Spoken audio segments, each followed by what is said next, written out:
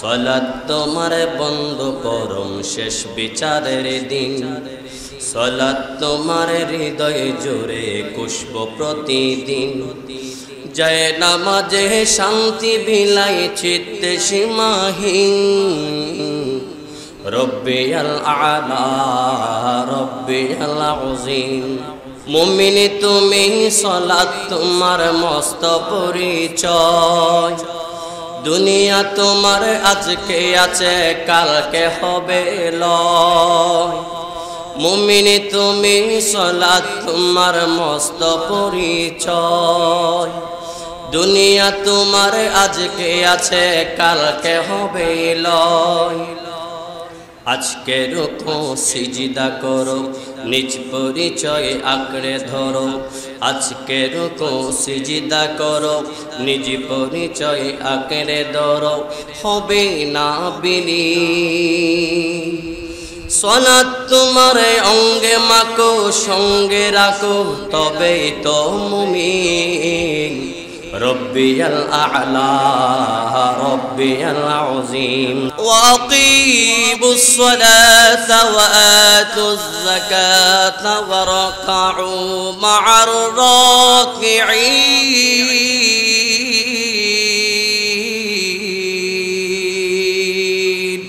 আল্লাহ কোরআনে কারীমের মধ্যে বলেন আকিমুস সালাতা ওয়া আতুজ যাকাত ওয়া রাকাউ মা'আর রাকিঈন। এই আয়াতের মধ্যে আমার আল্লাহ তিনটি কথা বলেছেন। এক নম্বরে আমার আল্লাহ বললেন ওয়া আকিমুস সালাত। ওগো আমার বান্দা বান্দিনী, তোমরা এক নম্বরে যেটা করতে হবে সেটা হলো নামাজকে প্রতিষ্ঠা করতে হবে। এই ঘোষণাটা কার? জোরে বলেন, এই ঘোষণা কার? আমরা সবাই জানি নামাজ প্রতিষ্ঠা করা, এটা কি অনেকেই জানি না। আমরা জানি নামাজ পড়তে হবে, এটা আমরা সবাই জানি, ঠিক না বেঠিক? আল্লাহ বলেছেন বান্দা বান্দিনী রে, নামাজ আদায় করলে হবে না, নামাজকে প্রতিষ্ঠা করতে হবে। নামাজ প্রতিষ্ঠাকে একটু জানতে বড় মন চায়। এই তাফসীরের মধ্যে দেখলাম আল্লাহ সেখানে বললেন নামাজ প্রতিষ্ঠা হলো আমি নামাজ পড়ি, আমার পরিবার পরিজন নামাজ পড়ে না। আমি নামাজ পড়ি, আমার বিবি নামাজ পড়ে না। আমি নামাজ পড়ি, আমার বাবা নামাজ পড়ে না। আমি নামাজ পড়ি, আমার ছেলে মেয়ে নামাজ পড়ে না। ওইটার নাম নামাজ প্রতিষ্ঠা নয়। নামাজ প্রতিষ্ঠা হলো নিজেও নামাজ পড়ি, পরিবার পরিজনের সবাইকে নিয়ে যখন নামাজ এট এ টাইম আদায় করব, ওইটার নাম হলো নামাজ প্রতিষ্ঠা করা। আমার আল্লাহ বললেন বান্দারে, পৃথিবীর জমিনের মধ্যে নামাজ একাকে পড়লে হবে না, পরিবার পরিজনের সবাইকে নিয়ে যখন নামাজ আদায় হয়ে যাবে, ওটার নাম হলো আকিমুস সালাত। আল্লাহ বললেন আকিমুস সালাত, তোমরা নামাজ প্রতিষ্ঠা করো। যেখানে বেনামাজি তাদেরকে নামাজের দাওয়াত দাও। সুবহানাল্লাহ বলেন।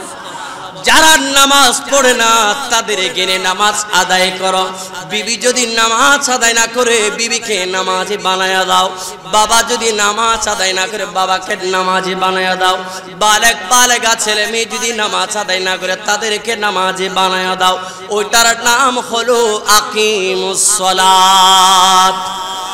আরেকটু জোরে বলুন সুবহানাল্লাহ। তাহলে এক নম্বরে আল্লাহ বললেন নামাজ প্রতিষ্ঠা করতে হবে। এই ঘোষণা কার? নামাজ একা পড়তে বলেন নাই, পরিবারের সবাইকে নিয়ে নামাজ পড়ার জন্য হুকুমটা দিয়েছেন কে? আরেকটু জোরে বলেন, হুকুম দিয়েছেন কে? নামাজ কি শুক্রবার একদিন ফরজ নাকি প্রতিদিন 5 ওয়াক্ত ফরজ? জোরে বলেন, একদিন 1 ওয়াক্ত নাকি প্রতিদিন 5 ওয়াক্ত? এই ফরজটা করে দিয়েছেন তিনি যেন কে? জবানগুলোকে উঁচু করে বলেন, নামাজ ফরজ করে দিয়েছেন তিনি কে? এরপরে 2 নাম্বার একিয়াত আমার আল্লাহ বললেন ওয়া আতুজ যাকাত। ও বান্দা বান্দিনী, যদি তোমাদের উপরে যদি নেশা পরিমাণ সম্পদের মালিক তোমরা হয়ে যাও, নেশা পরিমাণ সম্পদের মালিক যারা হয়েছে হবে, সমস্ত মানুষদের জন্য আমার আল্লাহ যাকাতকে ফরজ করে দিয়েছে। আরেকটু জোরে বলেন সুবহানাল্লাহ। নামাজ যেমনি ভাবে ফরজ, সামর্থ্য থাকলে নেশাব পরিমাণ সম্পদের মালিক হলে যাকাত দেওয়াটা ফরজ করে দিয়েছেন আল্লাহ। আজকে আমাদের সমাজে এমন অনেক মানুষ আছে নেশাব পরিমাণ সম্পদের মালিক হওয়ার পরও যাকাত দেয় না। এমন অনেক মানুষ আমার আপনার সমাজে আছে না নাই? বলেন না আছে না নাই? নামাজ যেমনি ভাবে করে ফরজ, নেশাব পরিমাণ সম্পদের মালিক হলে যাকাত আমার আল্লাহ ফরজ করে দিয়েছে। বলেন সুবহানাল্লাহ। আমাদের সমাজে নামাজি অনেক প্রকারের নামাজি দেখা যায়। প্রকৃত পক্ষে নামাজি সমাজের মধ্যে একমাত্র আল্লাহর জন্য নামাজ আদায় করে নেওয়ালার সংখ্যা খুব একটা বেশি নাই, কম। ঠিক না বেঠিক? সূরা বাকরা থেকে 43 নম্বর আয়াত থেকে দুইটা জিনিস পাইলাম। এক নম্বরে যেটা পাইলাম, নামাজ একাকী পড়বো নাকি পরিবারের সবাইকে নিয়ে নামাজ পড়তে হবে? বলে না, পরিবারের সবাইকে নিয়ে নামাজ পড়তে হবে। ওটার নাম হলো নামাজ আকিমুস সালাত, নামাজ প্রতিষ্ঠা করা। দুই নম্বরে পাইলাম ওয়াতুজ যাকাত। যদি নেশাব পরিমাণ সম্পদের মালিক হয়, ওই মানুষটার উপর যাকাত ফরজ করে দিয়েছেন কে? আরেকটু জোরে বলেন। তিন নম্বরে আমার আল্লাহ বললেন ওয়ারকাউ মা'আর রাকিঈন। আল্লাহ বললেন বান্দা, যারা 5 ওয়াক্ত নামাজের মধ্যে যারা রুকু করে, বান্দা যারা আছে তারা রুকুকারীদের সাথে রুকু করবে। এই হুকুমটা কার? সেখানেও আমার আল্লাহ নামাজের কথা বলেছেন। যারা রুকু করবে, যারা রুকু করে, বান্দারা যেন পুরুষ যারা আছে তারা যারা 5 ওয়াক্ত নামাজে বা জামাতে যেন জামাতের সাথে যেন রুকু যারা করবে তাদের সাথে যেন রুকু করে। এই ঘোষণাটা দিয়েছেন আমার আল্লাহ। কে দিয়েছেন? রুকু করব কার জন্য? সিজদা দেব কার জন্য? দান সদকা করব কার জন্য? মা বাবার খেদমত করব কার জন্য? মুরব্বি দেখলে সালাম দিব কার জন্য? ভালো ভালো আমলগুলো করতে হবে কার জন্য? নামাজ।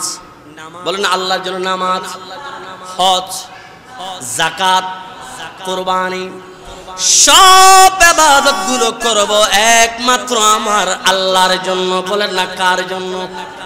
আল্লাহ কোরআনের মধ্যে বলেন কুল ইন্না সালাতি ওয়া নুসুকি ওয়া মাহইয়ায়া ওয়া মামাতি লিল্লাহি রাব্বিল আলামিন।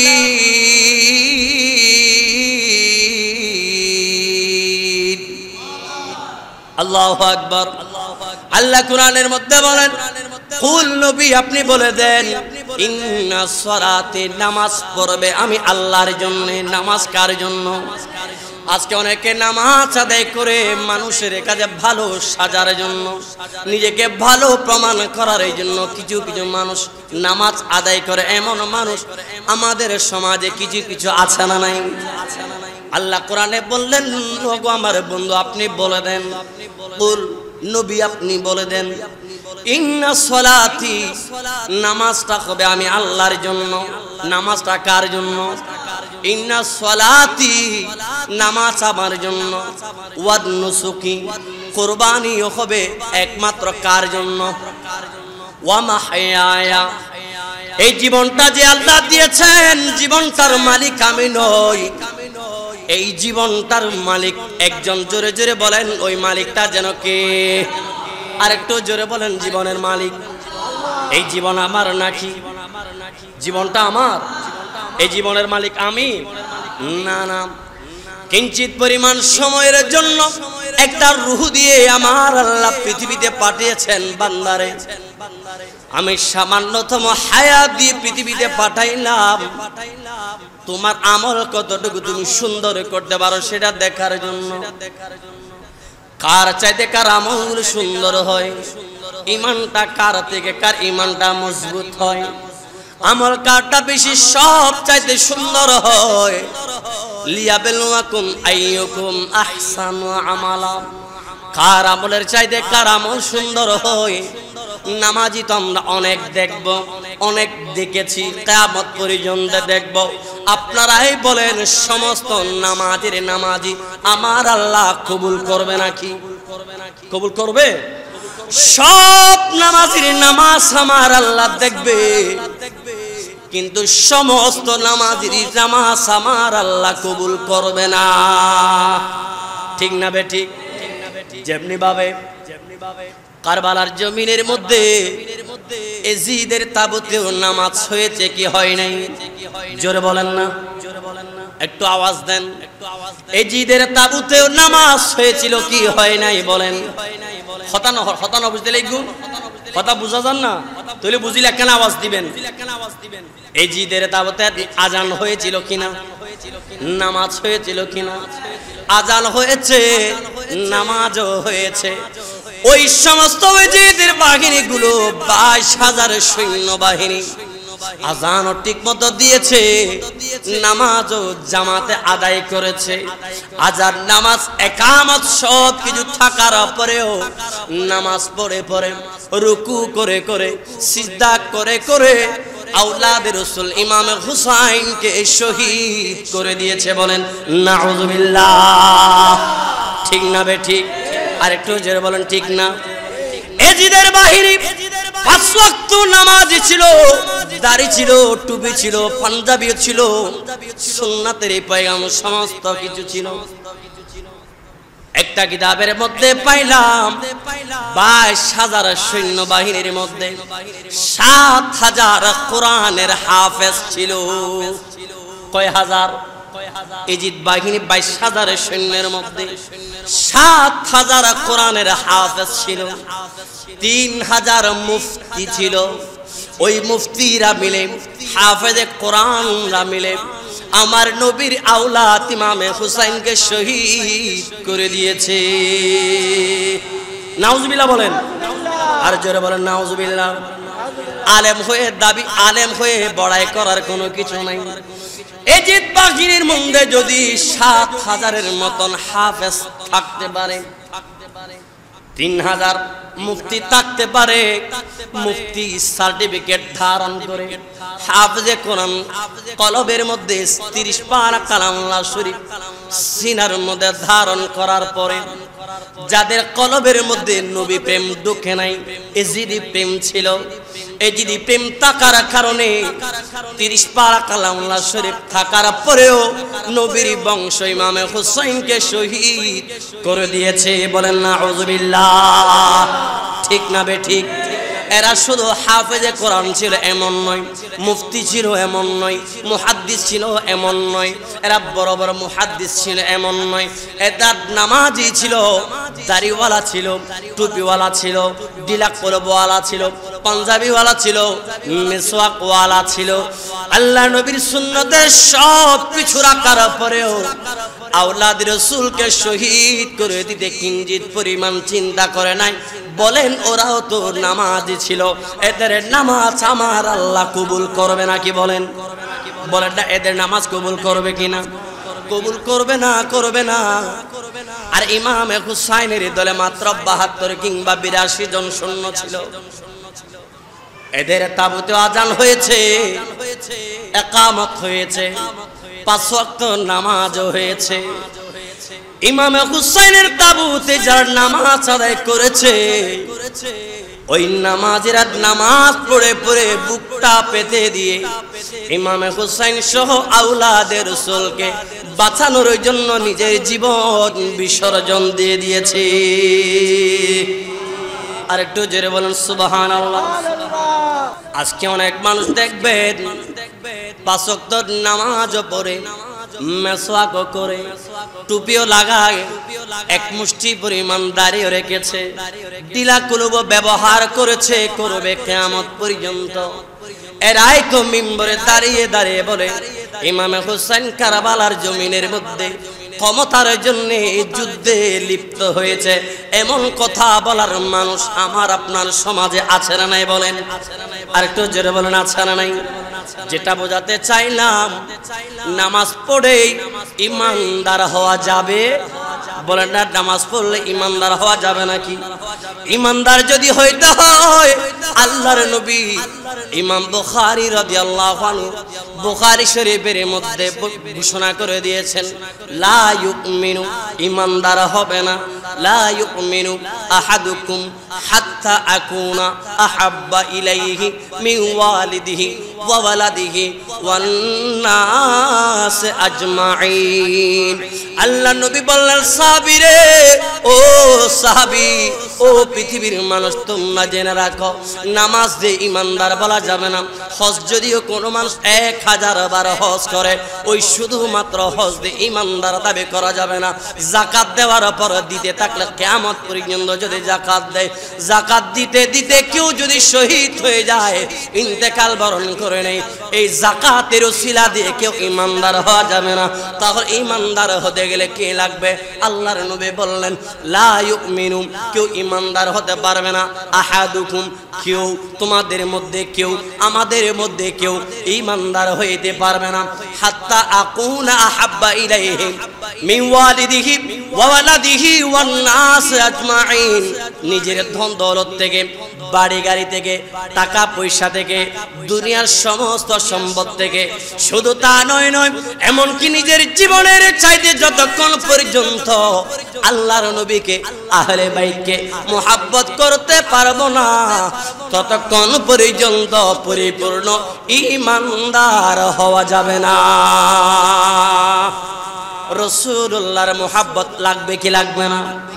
আহলে বাইতের মুহাব্বত লাগবে কি লাগবে না? নামাজ পড়ে পড়ে যারা আহলে বাইতকে শহীদ করে দিতে পারে, এরা তো নামাজই ঠিক। এই নামাজ সহ তাদেরকে আমার আল্লাহ জাহান্নাম দিবে। কথা বলেন ঠিক না বেটি? আল্লাহর নবী যখন ইমাম হুসাইন দুনিয়াতে তশরিফ আনলেন, জিবরাইল হাজির হলো, ইয়া রাসূলুল্লাহ, ইয়া হাবিবাল্লাহ, আমি একটা দুঃসংবাদ নিয়ে আপনি রাসূলুল্লাহর কারণে আমি হাজির হলাম।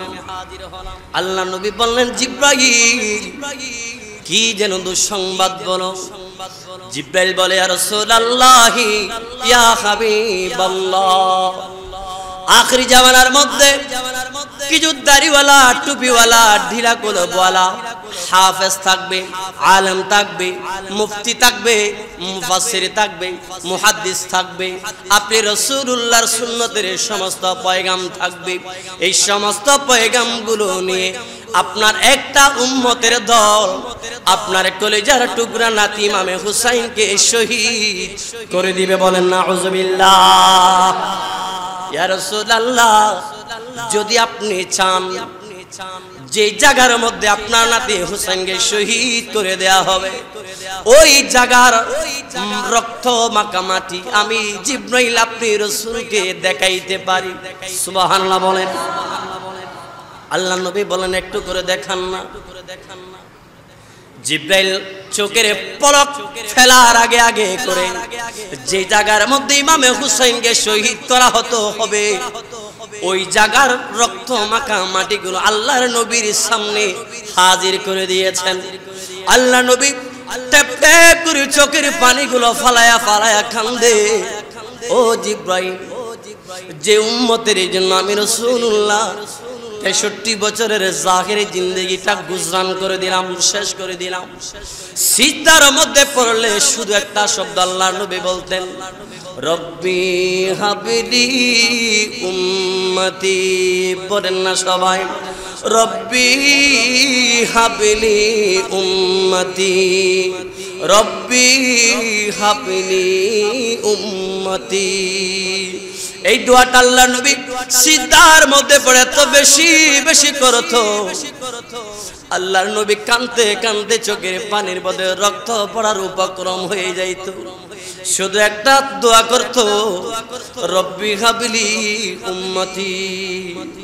ও মুনিব, কিয়ামতের ময়দানে আমার উম্মত যারা আমি রাসূলকে দেখবে না, কিন্তু আমি রাসূলকে মানার মতো করে মানলে, আমি রাসূলকে যারা কপালের চোখে দেখার সৌভাগ্য যাদের হবে না, যারা কানে শুনে আমি রাসূলুল্লাহর জন্য দিওয়ানা হয়ে যাবে, যারা হাদিসের মধ্যে আমি রাসূলুল্লাহর নাম মোবারক শুনবে, যারা কোরআনে কারীমের মধ্যে আমি রাসূলুল্লাহর নামগুলো শুনবে, এই শোনার মধ্যে যারা আমি রাসূলকে 100তে 100 জানবে মানবে, ওই সমস্ত উম্মতের জন্য আমার নবী চোখের পানি ফেলে ফেলে গোটা জীবন কেঁদেছিলেন। বলেন সুবহানাল্লাহ।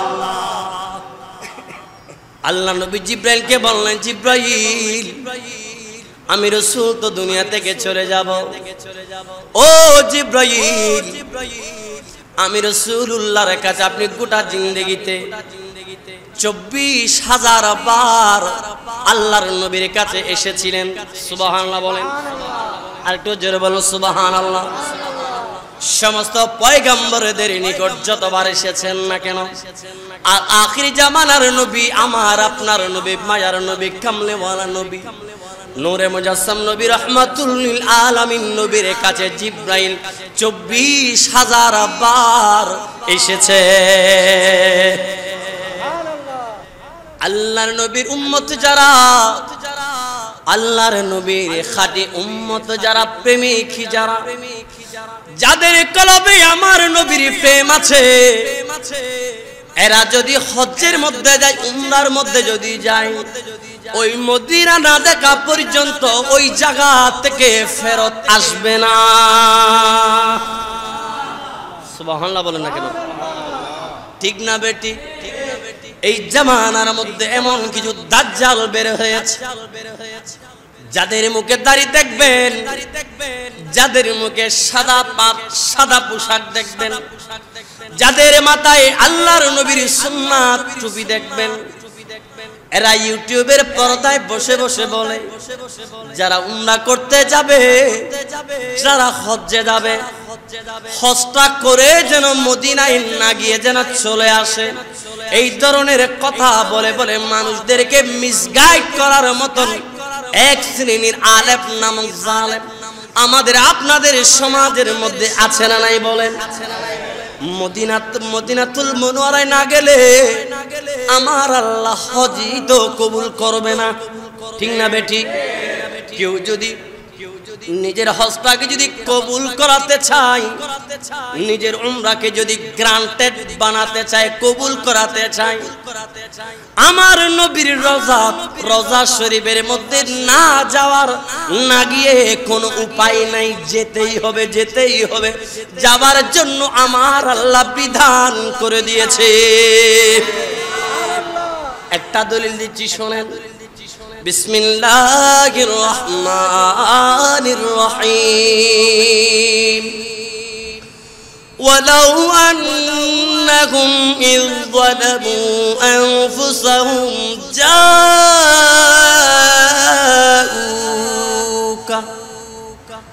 আল্লাহর কোরআন বলে, ও আমার বন্ধু নবী, কোন বান্দা যদি নিজের অজান্তে যদি গুনাহ করতে করতে যদি নিজেকে গুনাহ সাগরে যদি ডুবাইয়ে ফেলে,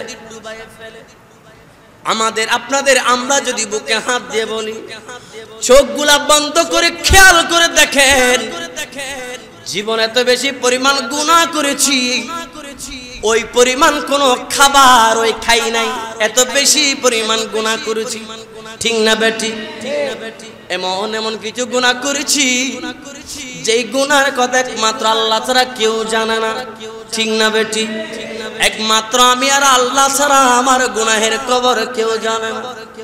আল্লাহ কোরআনে বললেন, বান্দারে, ও বান্দা, যদি গুনাহ করতে করতে যদি নিজেকে গুনার সাগরে যদি ডুবাইয়া দাও, যদি হঠাৎ আমার আপনার সেন্সের মধ্যে যদি চলে আসে এত বেশি গুনাহ করলাম, মাফ করাবো কেমনে? কার দরবারে গিয়ে গুনাহগুলো মোচন করে নিব? কাকে উসিলা বানাইয়া গুনাহগুলোকে মাফ করা গ্যারান্টেড কে আছে? আল্লাহ কোরআনে দেখায় দিলেন, ওয়ালাউ আন্নাহুম ইয যালামু আনফুসাহুম। কোন বান্দা বান্দি যদি গুনাহ করতে করতে যদি নিজেকে গুনার সাগরে ডুবাইয়া দেয়, ইয়া রাসূলুল্লাহ ওয়ালাউ আন্নাহুম ইযলামু আনফুসাহুম জাউকা, গুনাহ করে যদি আপনার দরবারে যদি একটুখানি যদি ধরনা দেয়, আপনি রাসূলুল্লাহকে যদি ওসিলা বানাইয়া আল্লাহর দরবারে যদি হাতটা টেনে দোয়াগুলো ক্ষমা চায়, আমি আল্লাহ ওয়াদা করলাম আপনি রাসূলকে ওসিলা বানানোর সাথে সাথে ওই বান্দা বান্দির জীবনের সমস্ত গুনাহগুলো নিমিষেই মাফ করে দিব। আর একটু জোরে বলুন সুবহানাল্লাহ। আল্লাহর নবীর দরবারে যাওয়ার জন্য হুকুমটা দিয়েছে কে? জোরে বলেন না, কে দিয়েছে? আল্লাহ বলেছেন বান্দারে যদি গুনাহগুলো বেশি হয়ে যায়, গুনাহ যদি করেছো, যদি মনে কটকা লাগে গুনাহ করাইতেই হবে, তাহলে আমার নবী রহমাতুল লিল আলামিন ছাড়া কোনো বিকল্প রাস্তা নাই। ঠিক না বে ঠিক? কথা সঙ্গে আল্লাহর নবী জিবরাইলকে বললেন, জিবরাইল আমি রাসূলুল্লাহর কাছে 24,000 বার তুমি জিবরাইল এসেছো। ও জিবরাইল জানতে বড় মন চায় গো জিবরাইল, আমি রাসূল তো দুনিয়া থেকে পর্দা করব, আমি রাসূলুল্লাহ দুনিয়া থেকে পর্দা করার পরে তুমি জিবরাইল দুনিয়ার মধ্যে আর কোন ডিউটি তোমার আছে নাকি, আর কোন দায়িত্ব আছে নাকি? অর্থাৎ আমি রাসূল যেহেতু শেষ নবী, লা নবী আবাদি লা নবিয়্যা বাদি ওয়া আনা খাতাবুন নবিয়্যিন, আমি হলাম শেষ নবী, আমার পর আর কোন নবী নাই, আসবে না। সুতরাং আপনি জিবরাইলের ওহী নিয়ে আর আসতে হবে না। ও জিবরাইল জানতে মন চায় আমি রাসূলুল্লাহর পরে আপনি আর জমিনে যাবেন নাকি? কোন ডিউটি আছে নাকি? কোন কাজ আছে নাকি? দুনিয়াতে আসবেন নাকি? জিবরাইল বলল, ইয়া রাসূলুল্লাহ আপনি দুনিয়া থেকে পর্দা করার পরে আমি জিবরাইল আরো 10 বার দুনিয়াতে যাব। আল্লাহ নবী বললেন জিবরাইলকে, ওগো জিবরাইল আমি তো দুনিয়া থেকে পর্দা করব, আমার উফাতের পরে আমি রাসূলুল্লাহ যখন পর্দা করব, আমি যখন জান্নাতুল ফেরদাউসে আরাম মোবারক করব, তখন আপনি জিবরাইল কি দুনিয়াতে আরো আসবেন? আপনার কি আর কোনো দায়িত্ব কোনো কাজ আছে? জিবরাইল বলে, ইয়া রাসূলুল্লাহ আপনি রাসূলুল্লাহ পর্দা করার পর আরো 10টি বার দুনিয়াতে যাব। কয়টি বার? আওয়াজ দিয়ে বলেন কয়বার? 10 বার জিবরাইল দুনিয়াতে আসবে। জিবরাইল বলে, ইয়া রাসূলুল্লাহ আপনার উফাতের পর আমি আর 10 বার দুনিয়াতে যাব। ও জিবরাইল কেন 10 বার আপনি দুনিয়াতে আসবেন? জিবরাইল বলে, ইয়া রাসূলুল্লাহ ইয়া হাবিবাল্লাহ আমি 10টি বার যাবার 10টি কারণ আছে। আমি যতবার দুনিয়াতে যাব ততবার একটি করে আল্লাহর রহমত, আল্লাহর নিয়ামত জমিন থেকে আপনার উম্মতের রহমত বরকত আমি জিবরাইল জমিন থেকে তুলে নিয়ে আসব। কয়বার আসবে? 10 বার। কয়বার? মনোযোগ আছে না আপনাদের? একটু মনোযোগ, আমি সঙ্গে শেষ করে দিচ্ছি। 10 বার জিবরাইল আরো জমিনের মধ্যে আসবে। এগুলা কখনকার কথা? আজ থেকে প্রায় 1450 বছর আগের কথা। আমি এই কথাটা কেন বললাম? আল্লাহর নবী দুনিয়াতে আসাটা কিয়ামতের আলামতের মধ্যে অন্যতম একটা বড় আলামত ছিল। আল্লাহ নবী দুনিয়াতে আসবে, আল্লাহ রাসূল দুনিয়াতে তাশরীফ এনেছিলেন। জাহিরি ভাবে 63 বছর হায়াতে জিন্দেগানি পার করার পরে আল্লাহ রাসূল দুনিয়া থেকে উপাত বরণ করলেন। এরপরে হাজার ধরনের ঘটনা পৃথিবীতে হয়েছে, ঘটেছে। ইমাম হুসাইনকে কারবালার জমিনে, ইমাম হুসাইনের সাথে পৃথিবীর ইতিহাসে সর্বনিকৃষ্ট নৃশংসতার ঘটনা কারবালার জমিনে 10ই মুহররম 61 হিজরিতে আওলাদে রাসূল ইমাম হুসাইন সহ 72 জন তথা 82 জন মর্দে মুজাহিদদের সাথে এই ঈদের নির্মম হত্যাযজ্ঞ চালিয়েছিল। এই ঘটনা ঘটেছে এবং আরো অনেকগুলো কারণ হয়েছে। সর্বশেষ জিবরাইল বলে, ইয়া রাসূলুল্লাহ আমি 10 বার যাব, প্রতিবারে একটি করে আল্লাহ পাকের রহমত বরকত আমি জিবরাইল জমিন থেকে তুলে নিয়ে আসব। এই কথাটা আল্লাহ রাসূলকে বলেছিলেন জিবরাইল আজ থেকে প্রায় 1450 বছর আগে। কি তুলে নিবে? জিবরাইল 1 নাম্বার বললেন ইয়া রাসূলুল্লাহ, প্রথম নাম্বারে যখন আমি দুনিয়াতে যাব, 1 নাম্বার আমি যখন দুনিয়াতে যাব, প্রথম নাম্বার যেই জিনিসটা তুলে আনবো, মানুষের থেকে আমি মানুষের বরকত নামক নিয়ামত আমি জিবরাইল তুলে নিয়ে আসবো। আজকে আমাদের ঘরে ঘরে দেখেন অনেকেই অভিযোগ করে, হুজুর 40,000 টাকা মাসে বেতন পাই, 1 লক্ষ টাকা মাসে বেতন পাই, এরপরও কেন জানি আমার টাকায় কোনো বরকত নাই। এমন কথা বলার মানুষ আছে না নাই বলেন? জিবরাইল বলে, ইয়া রাসূলুল্লাহ, ইয়া হাবিবাল্লাহ, আমি পহেলা নাম্বার যখন পৃথিবীতে যাব, ওই প্রথম নাম্বারে আপনার উম্মত থেকে বরকত নামক নিয়ামত জমিন থেকে আমি জিবরাইল তুলে ফেলবো। আপনারাই বলেন, আমাদের রিজিকের মধ্যে বরকত আছে নাকি? রিজিকের মধ্যে কোনো বরকত নাই। খাবার খাই, তৃপ্তি নাই। ইনকাম করি, তৃপ্তি নাই। এত ব্যবসা বাণিজ্য করি, তৃপ্তি নাই। কেন জানেননি? জিবরাইল ওয়াদা করেছিলেন, ইয়া রাসূলুল্লাহ, আপনার ইন্তেকালের পরে, ওফাতের পরে আমি যখন 10 বার দুনিয়াতে যাব, 10 বারের পহেলা নাম্বারে গিয়ে আপনার উম্মতের রিজিকের বরকত আমি জিবরাইল তুলে ফেলবো। ঠিক না বেঠিক? বরকত উঠে গিয়েছে, কোনো কাজের মধ্যে বরকত নাই।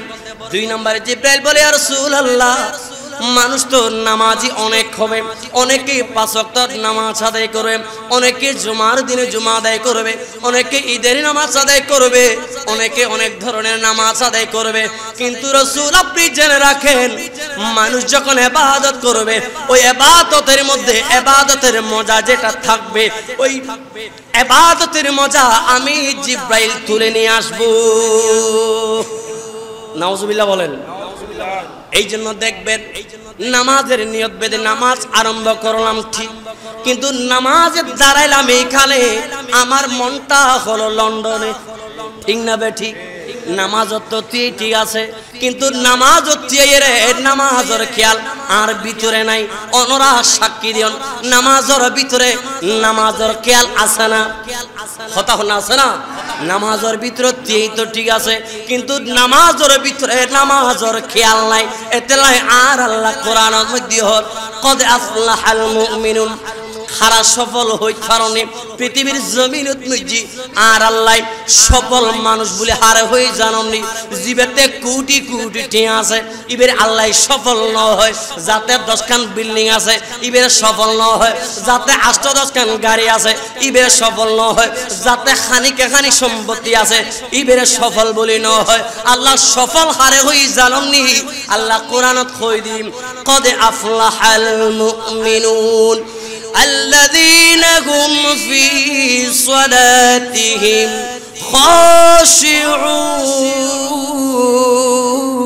خاشعون। الله أكبر।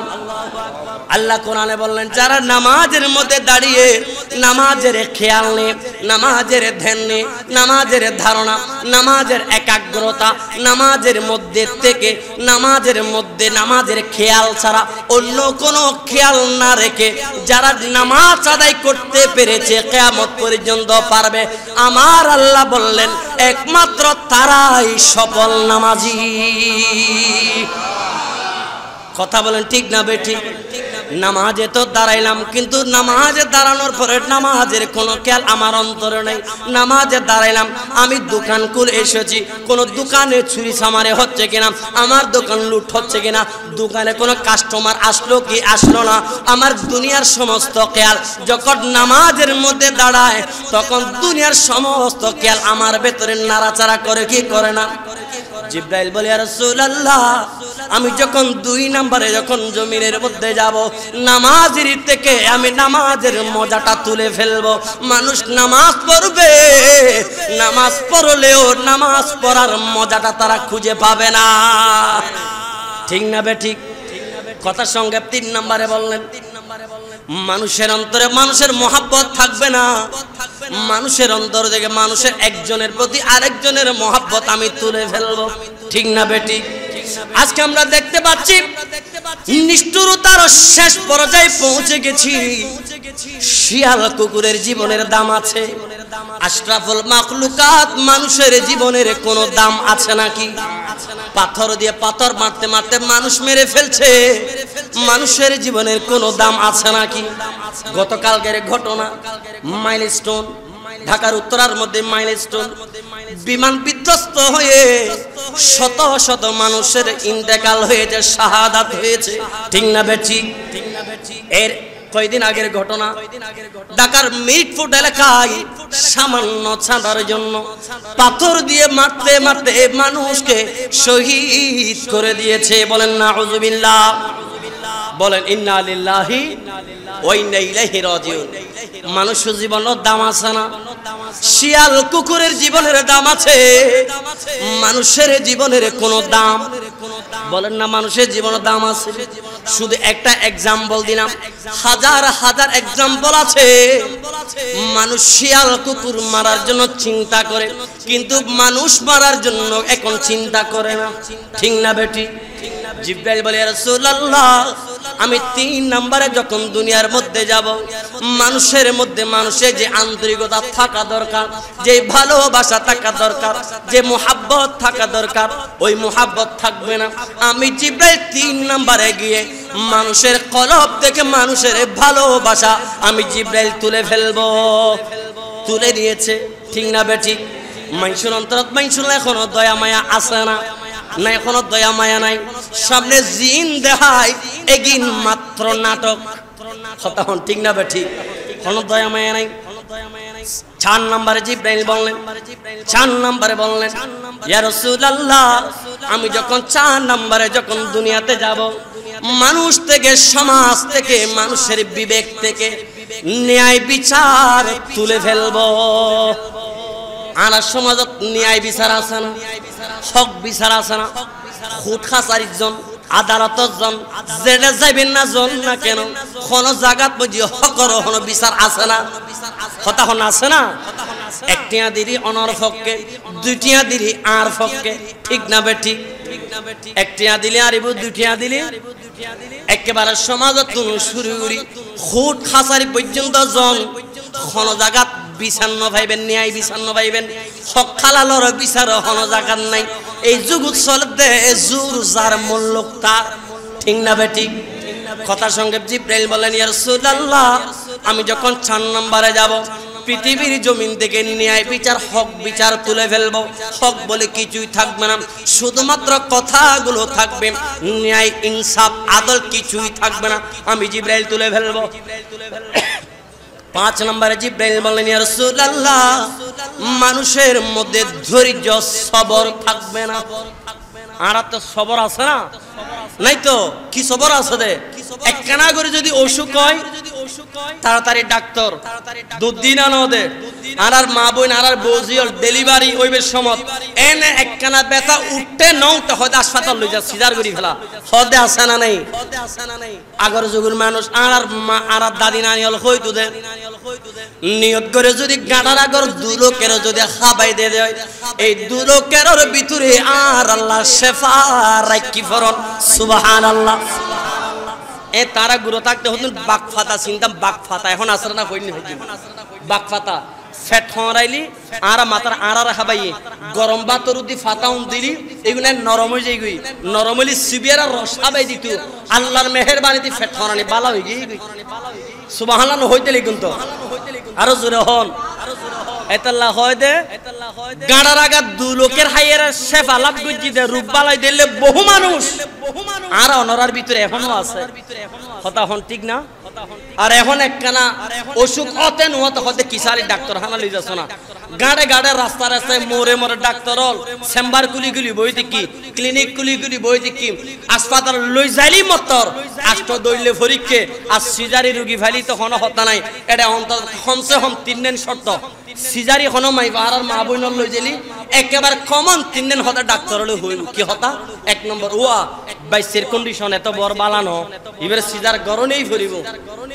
2 নম্বর কথা ওয়া বাচ্চার মুকুন মজি ফাইখানা ঢুকে গিয়ে সিজার নগরী তোমার মাই তোমার রোগী বাঁচাইনি হই দিম, এলে হতা হই মতর গাইডিয়ার দল লাগাই দিব।